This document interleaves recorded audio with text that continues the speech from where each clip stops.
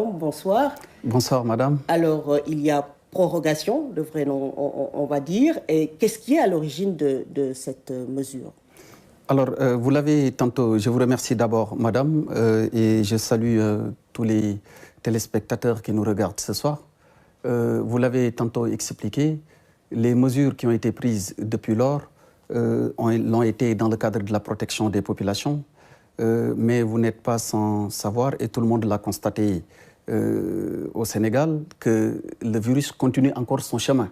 Il y a nécessité aujourd'hui de prendre des mesures dans le même sillage de ce qu'il a été pour donc donner un coup de frein à cette prorogation qui nous vaut quelques résultats négatifs, malheureusement au niveau donc, de la santé concernant les patients ainsi que donc, des décès qui ont été aussi enregistrés ces derniers jours. Et ce sera pour combien de temps encore? Alors, ce qu'il faut noter, c'est que le 6 janvier dernier, Son Excellence, Monsieur le Président de la République, Macky Sall, a décrété, donc a proclamé l'état d'urgence qui a débuté le 6 janvier à minuit. Donc, pour computer, on commence à partir du 7 janvier. Et ce qui donne comme résultat que le couvre-feu ainsi que l'état d'urgence devraient prendre fin aujourd'hui. Maintenant, je l'ai expliqué sur votre plateau ici précédemment, il y a eu la loi de 1969 qui a été modifiée et qui a donné naissance à un troisième régime, lequel vise à gérer les catastrophes naturelles ou sanitaires. Mais comme toute loi, elle a un processus avant son entrée en vigueur.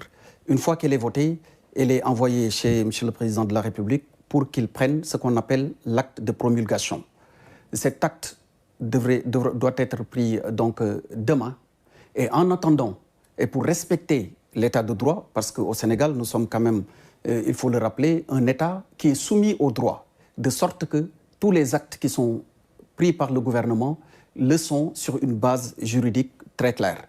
C'est pour cette raison qu'en attendant l'entrée en vigueur de ce troisième régime qui vise à proclamer d'abord dans un premier temps l'état de catastrophe sanitaire, mais ensuite de permettre la protection des populations sous ce nouveau format, que les gouverneurs de Dakar et de Thiès ont été instruits de prendre des arrêtés qui produisent les mêmes effets pendant cette période de 8 jours, pour répondre plus exactement à votre question.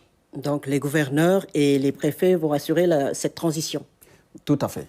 Bien, alors est-ce que les dispositifs seront maintenus, dispositifs sécuritaires? Oui, je l'avais expliqué ici même aussi. L'état d'urgence, il est lourd.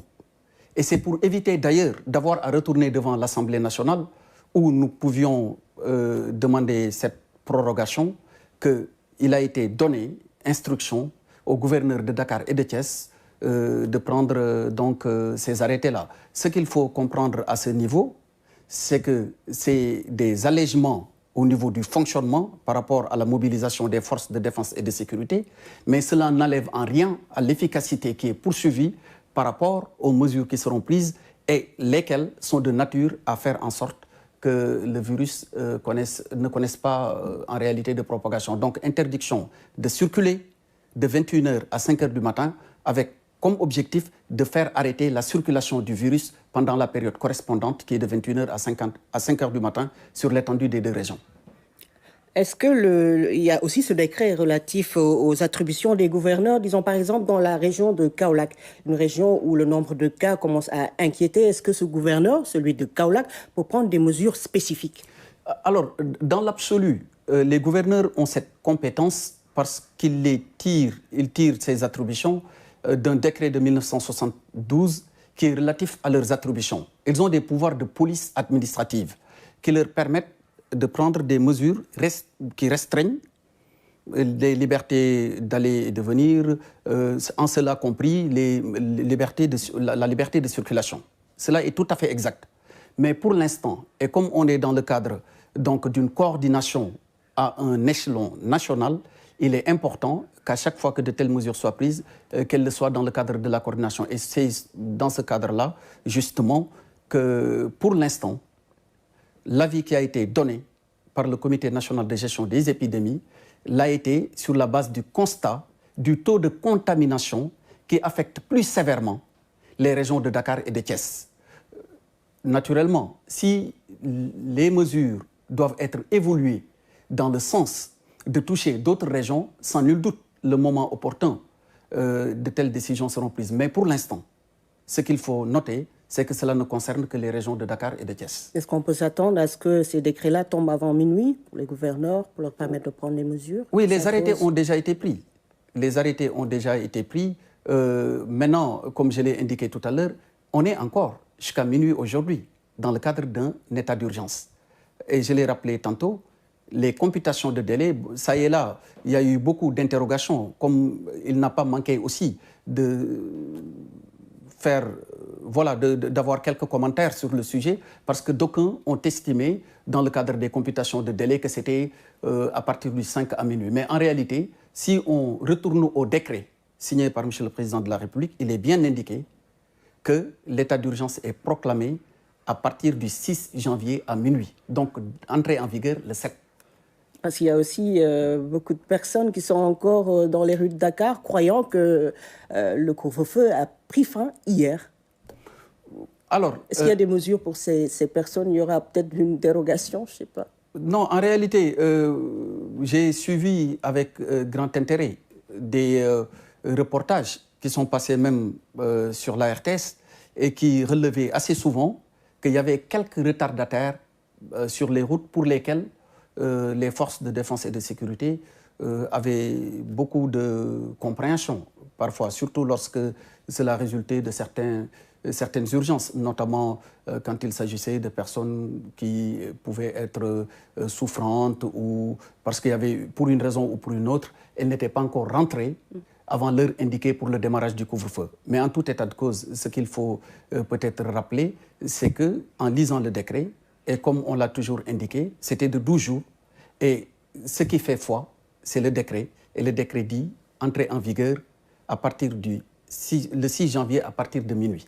Donc, computation de délai commence le 7 et arrive à expiration le 18. On peut avoir des cas d'urgence en plein couvre-feu. Est-ce que les forces de l'ordre et de sécurité sont sensibilisées par rapport à ça? Oui, nous avons des forces de défense et de sécurité qui sont très républicaines. Elles font appliquer la loi. Elles ont en charge de veiller à l'application de la loi. Mais de la même manière, et on a vu sur beaucoup de médias, le comportement exemplaire dont elles font montre à chaque fois que la situation l'exigeait.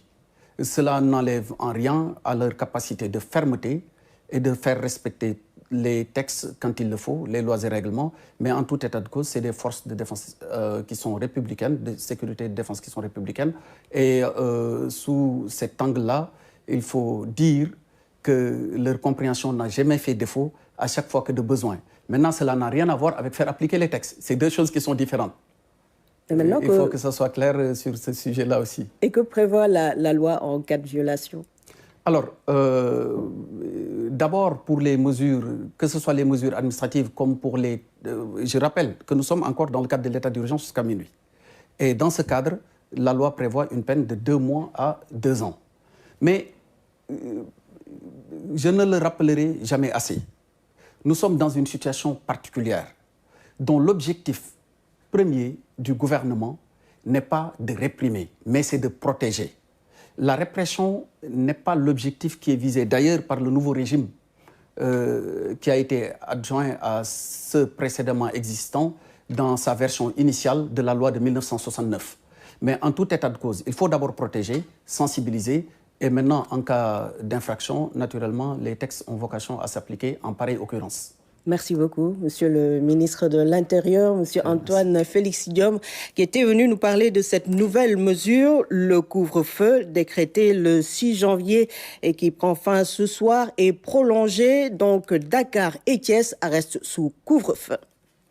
La première dame, présidente de la Fondation Servir le Sénégal, s'exprime sur la RTS. Dans cet entretien accordé à notre consort Seynabou Diop Sow, Madame Mariam Faisal revient sur les missions de la Fondation Servir le Sénégal, une fondation qui est la cible d'imposteurs aussi. La première dame tient-elle à attirer l'attention de l'opinion sur les agissements de ces imposteurs qui ternissent l'image de la fondation?